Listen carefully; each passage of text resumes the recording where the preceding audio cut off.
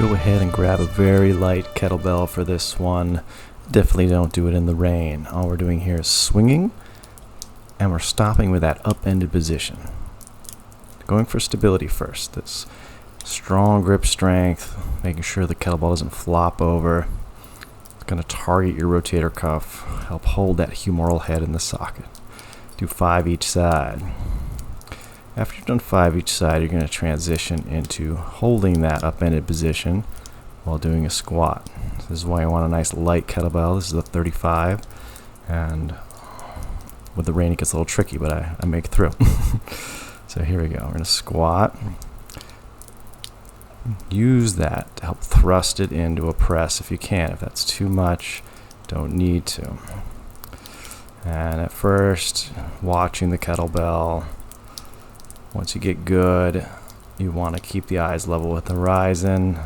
I'm struggling because it's raining. That's what the other hand is there for, to catch it. That 5th one is always tough. Do 5 on the other side. Same exact thing. Get control. Do a press. So maybe even just start with something like 15 pounds, 10 pounds even.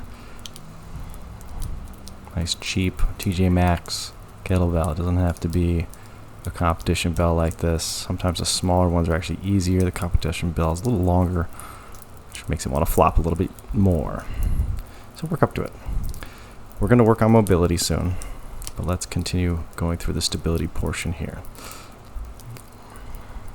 Next we're going to do a windmill. So I had a few fails and decided to put some dirt on my hands, some wet mud, and for some reason that actually kind of helped a little bit.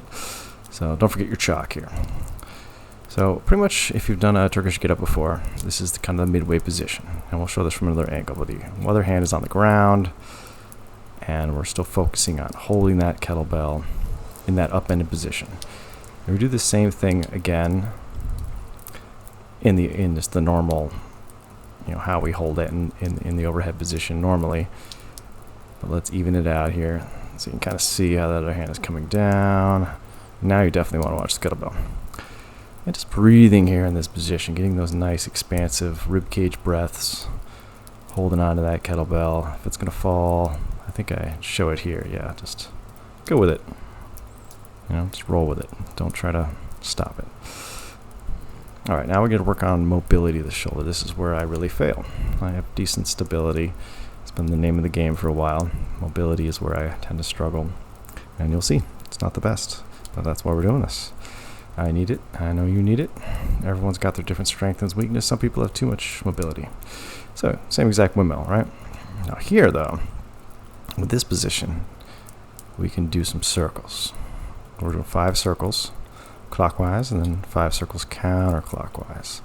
Get a lot of things to stretch here. Just kind of 360 degrees. If you're not really feeling it, you can drop down to an elbow like I did. That might make you feel like you're going to fall over. This actually gets the hip really well. And if you're wondering, well, why can't I just do this laying on my side? And you can. I've done that before. You just do it in the air. The problem is when we get into this nice, pin to the ground, where we're locking our spine. We're not standing where we arch too much. Even there, you can see my spine arches a little bit. So here I'm able to get grounded, keep the core a little stronger.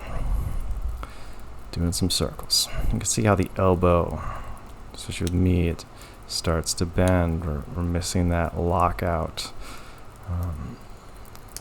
Just doing your best, trying to hold it. Get those circles going. I can tell this is the shoulder that little sticky. This is the one that's really hard for me doing any type of overhead squat. This shoulder does not want to stay locked out. And it's also the side of my hip that's bad, my ankle that's bad. So that all goes into the squat too. So it might not just be your shoulders holding you back. It could be ankle mobility, it could be hip mobility. A lot of things working against us. But we're going to get the hip and shoulder working together in these positions. And that's what's great about this little kettlebell routine. All right, so this is similar. Now I'm going to take the same leg back that's holding the kettlebell. So we're going to switch that windmill up. So now I can see how I got my right arm on the inside of my right leg, And what I'm trying to do is bring that kettlebell up and over my head. So kind of up and back a little bit. And that's going to stretch mainly the lat muscle. You should feel this kind of running from your left hip all the way into your shoulder. No circles here. You might see I'm moving a little bit. I'm just trying to, I'll show this from another angle.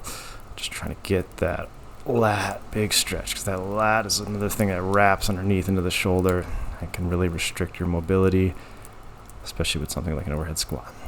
So it's the same leg now going back. Opposite of a Turkish get up.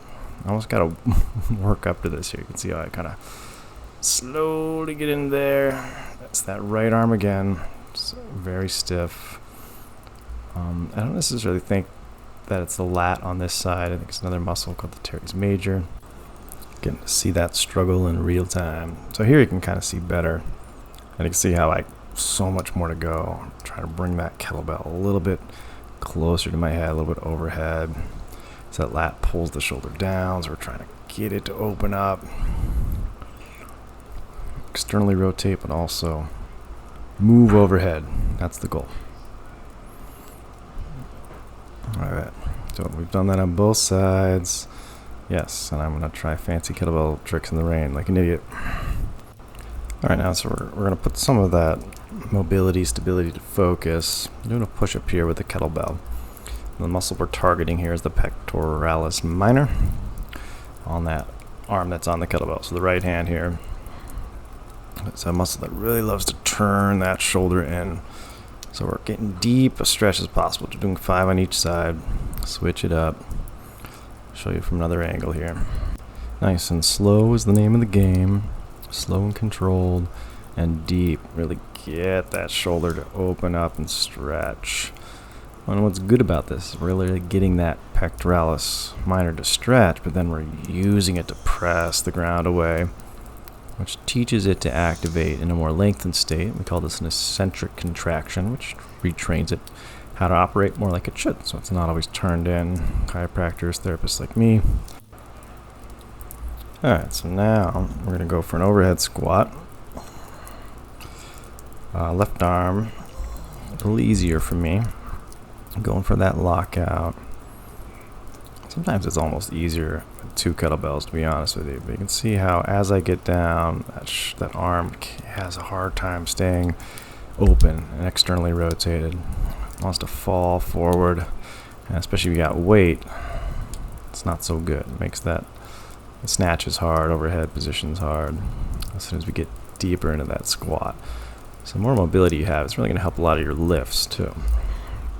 But just daily life. So I can see here this struggle on this right side. Does not want to stay locked out. Hard to hold overhead.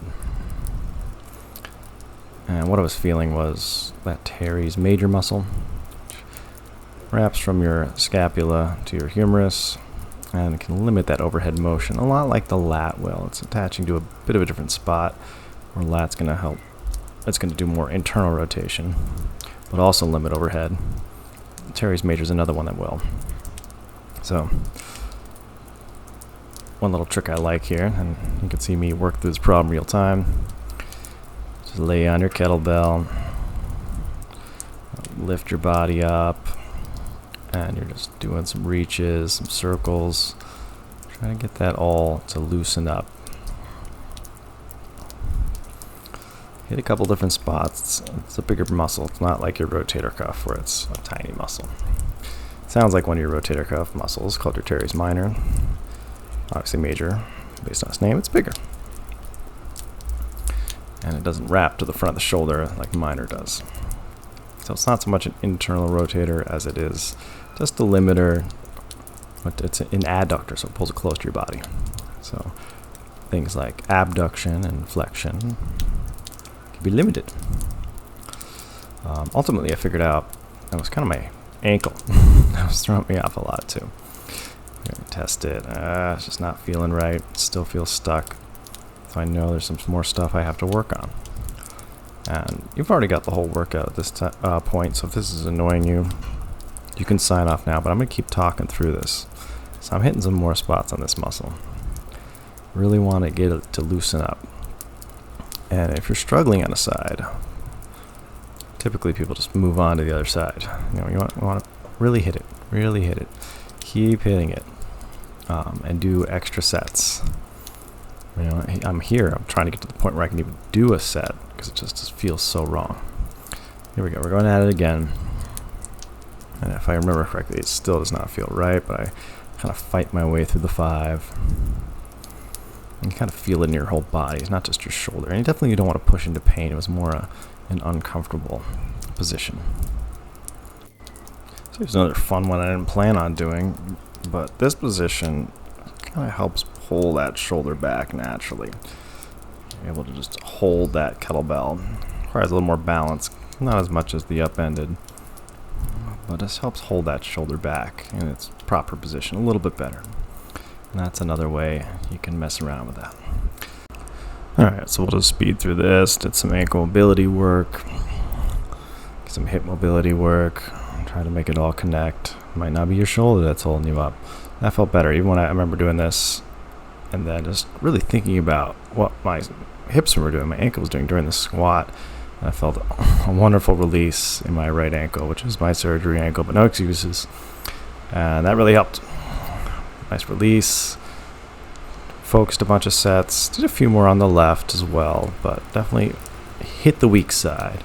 And then celebrated with a few kettlebell little flips here.